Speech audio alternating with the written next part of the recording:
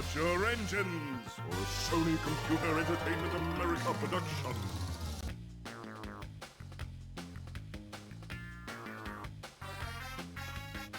Fasten your seatbelts for another Naughty Dog creation.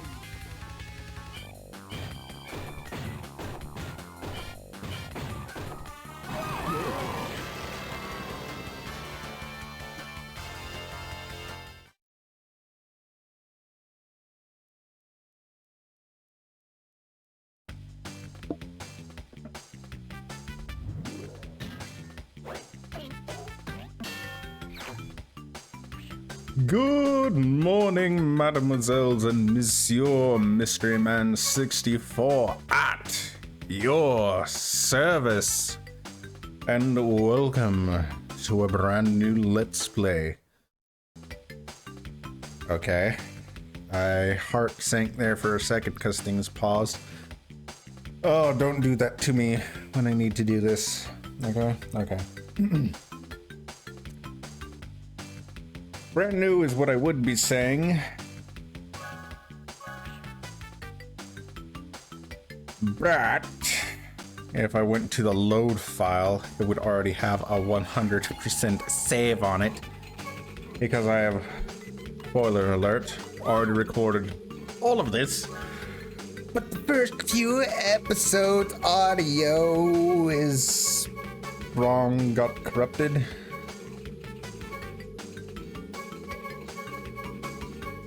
Point is, I have to redo things that I've already done, but this is fine. See, 90, 101. It's a been here, done that scenario. Yeah, so this is future me making this video for the past. So I've already done everything. Everything has already been recorded as it should. Welcome to the Adventure Arena. You can travel around this area and practice your driving skills. The dots and stars on the map represent warp pads, which lead to races. When they flash, it signifies they are open to play. To access a racetrack, drive onto a warp pad that has an active warp vortex, and it will take you to the track start line. Finish a track in first place to win a trophy. As you collect more trophies, other tracks will turn on and open to you. Good luck, and drive fast. I'm leaving the mass tutorials just because they do have useful stuff. Is there no... What stereo? Is there nothing else? But yeah, I gotta redo the first three. I gotta do Insanity Beach, Lost Ruins, and Glacier Park. Citadel City onward, for some reason, seems to have recorded fine. But such is life. Something's, of course, bound to go wrong. This is the law of equivalent exchange when it comes to Let's Plays. If something does not go wrong, you have done something wrong. So, I might as well explain what that was. If you charge up your boost before, like if you rev your engine is what it is. You can rev your engine a bit before the race actually starts to get a boost. If you keep revving it until it's about to hit red,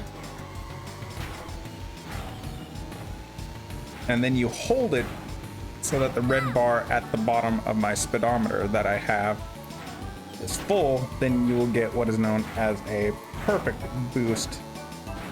Then you'll get a bigger starting boost. Now what I'm doing here is tapping the boosts in succession here.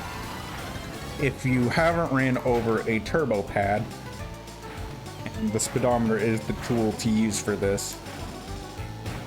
If you do 3 full consecutive boosts in a row where you are about to burn out, your needle should be pointing all the way up. Now my meter, or my needle, is going off beyond that point, but that is because I hit a turbo pad. If you hit a turbo pad and keep boosting when you're almost about to burn out, you build what in this game is known as an invisible reserve pool that will retain your boost gotten from a normal turbo pad. Just so you know. So keep pressing the accelerate button. Depends, because you know there is a remake of this Nitro Field on the Switch. For that, the acceleration is B. For PlayStation, it's X. Just the bottommost button. You keep tapping it over and over again, and then when it's about to hit go, you hold it to the max, and it'll give you a perfect boost. The more Wampa fruit you collect, the faster your cart will go. If you collect and hold 10 Wampa fruit, you'll be juiced up, and your power-up will become more potent. I think you also go a little bit quicker if you have max Wampa fruit. Maybe. That might just be in my mind, but the speedometer that I switched to from the map is your one-stop shop for knowing what everything is. So here, this will be a map where I can show off. So 1, 2, 3. And you see my needle is all the way up.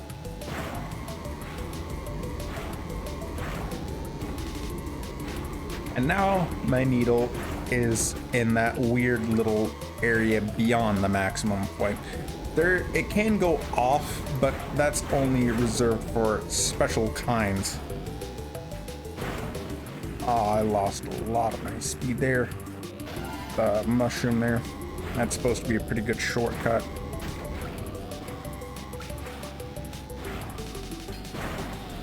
But if your needle isn't pointing all the way up or above, you're going too slow, mate.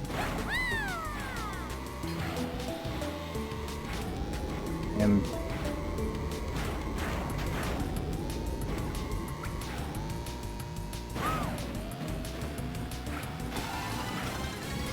keep hitting the mushroom, man.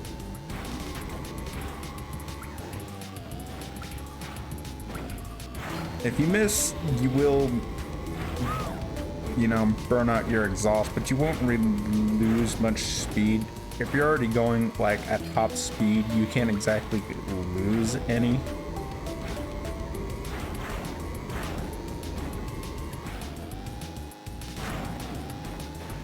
There we go. That one was an actually good one. But I'm leaving on Aku Aku, or Tutorial Island as I call it, on so I don't have to explain as much, because the masks usually do a good job of explaining things early on if you don't know what you're doing, aside from the actual controls themselves.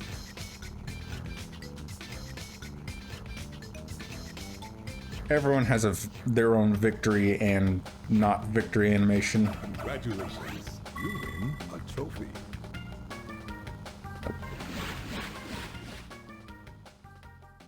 When you get a TNT crate on your head, start hopping immediately. If you react fast and hop enough times, the TNT crate will fall off your head before it explodes. I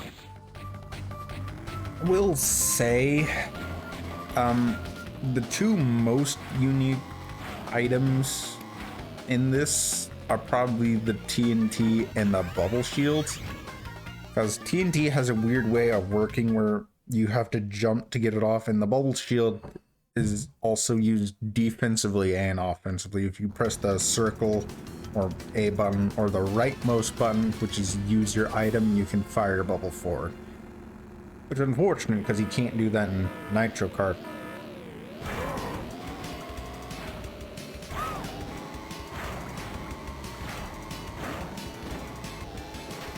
The area over there might be a shortcut, but you need a lot of speed.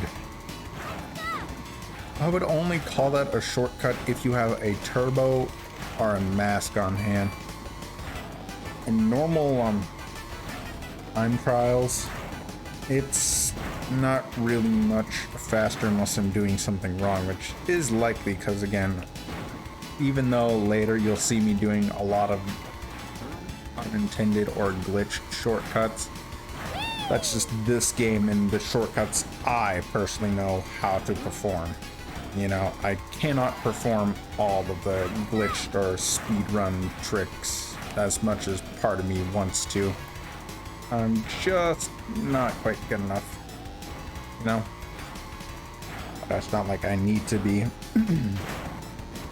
As you can see, my little speedometer dial is still off the charts because I'm boosting and my meter is almost at the end. I'm pressing the opposite trigger. I primarily use,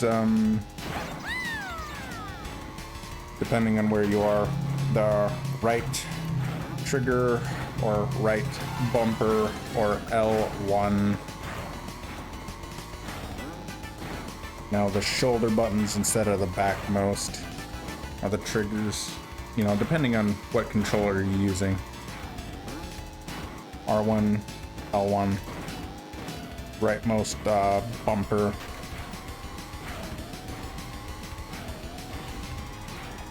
R, I'm just a Joy-Con or controller. And then I press the opposite L, L1, etc.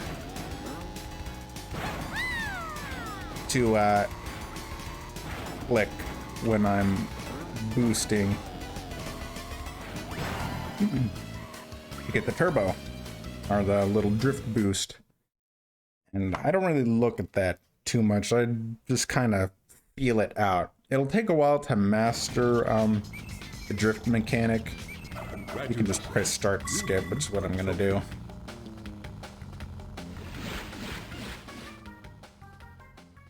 You can get a hang time turbo from jumping. The longer you're in the air, the bigger the turbo you'll get when you land. For big turbos, try to get extra air time by hopping off jumps using the R1 button. Or right trigger or whatever, you get the point. Whatever your controller's topmost bumper or trigger is, do that. You know. What was I on about? Nah. Alright. He was talking about things, and again, this will tell you, so look at the numbers. You see how they've gone up and the little bar turned green?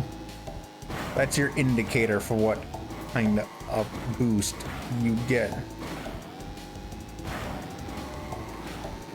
It goes from green to yellow and to red. If you land into red, I believe you get the same kind of boost as you would get from a turbo pad. So you can do the drift trick that I'm doing, which is just kind of feeling it out and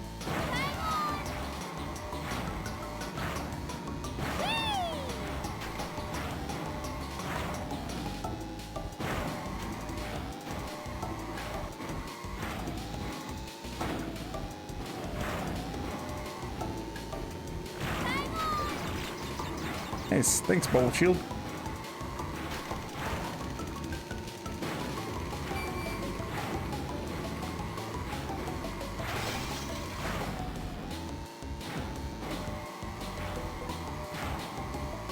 Yeah. There are more techniques that I'll have to show in the overworld or niche to explain some of the things that I do in later episodes, because some of you might not know all the techniques.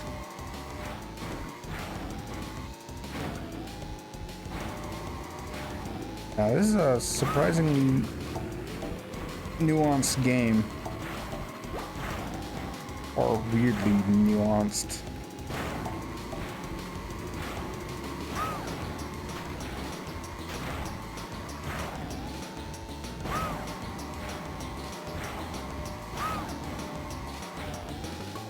So I just lapped 8th place right there. Yeah, some of these tracks I can lap the AI, especially early on. They do start to rubber band or get a little bit better later on to where it's harder to lap, but still possible. Yeah,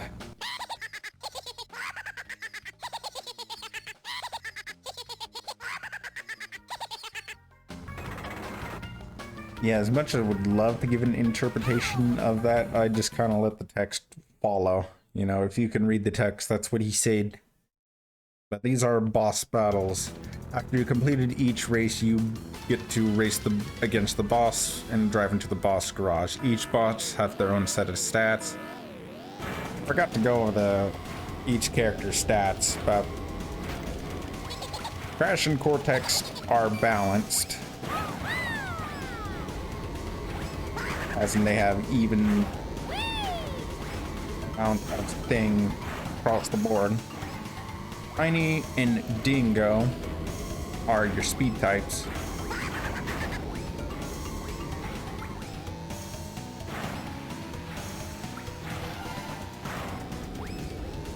Coco and Engine are your acceleration types, and Pura and Polar are your turning types. Boss characters also have their own set of stats. They are probably the same as in Nitro Fueled, except maybe Oxide in this one. I'm not actually sure if Oxide is the same as he is in Nitro Fueled or not, but for the boss types in this, I'll go over the bosses when we go over them, but Ripperoo is a turning type character. He can take sharper turns, but his speed and acceleration ain't no good.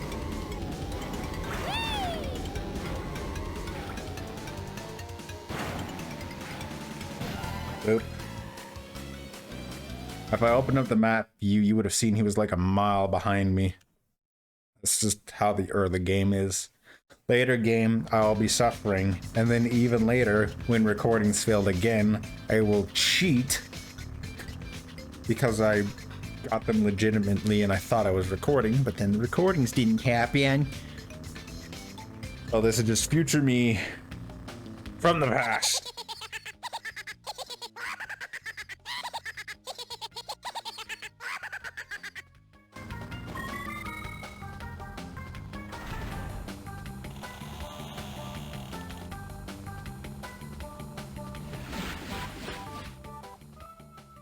Congratulations on opening this new area.